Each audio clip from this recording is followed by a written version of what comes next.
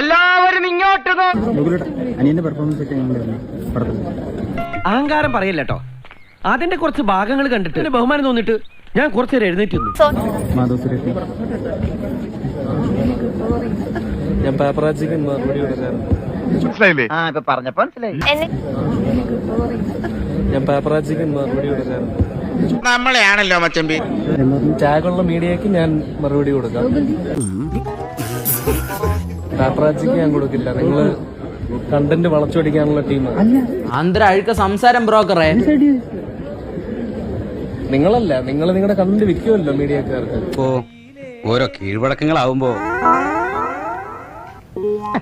ഇന്നൊരു എണ്ണം കെട്ട ദിവസം തന്നെ അവരതിനെ വളച്ചൊടിക്കും. 10 ഹെഡ്ലൈൻ ഇട്ട് വിടും.